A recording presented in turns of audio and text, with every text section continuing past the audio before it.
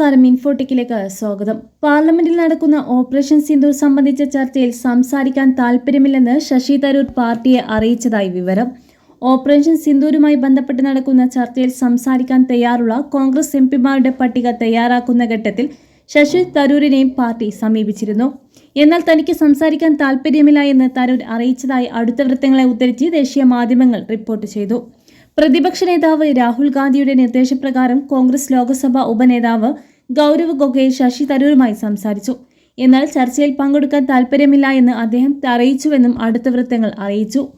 പഹൽഗാമിലെ ഭീകരാക്രമണത്തിനു പിന്നിലെ ഇന്ത്യ നടത്തിയ ഓപ്പറേഷൻ സിന്ദൂരുമായി ബന്ധപ്പെട്ട് രാജ്യത്തിന്റെ നയം വ്യക്തമാക്കാൻ ഭരണപ്രതിപക്ഷത്തുള്ള പ്രതിനിധി സംഘം വിദേശയാത്ര നടത്തിയിരുന്നു.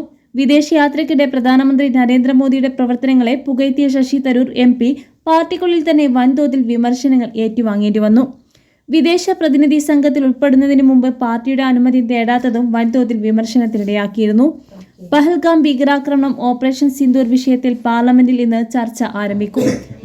വർഷകാല സമ്മേളനത്തിന്റെ ആദ്യ ആഴ്ച പൂർണ്ണമായും തടസ്സപ്പെട്ട ശേഷം തിങ്കളാഴ്ച സഭ ചേരുമ്പോൾ ദേശീയ സുരക്ഷയുമായി ബന്ധപ്പെട്ട ഈ വിഷയങ്ങൾ നടക്കാൻ പോകുന്ന ചർച്ച ഭരണപ്രതിപക്ഷങ്ങൾ തമ്മിലുള്ള കുമ്പുകോർക്കലിനും വേദിയായേക്കും.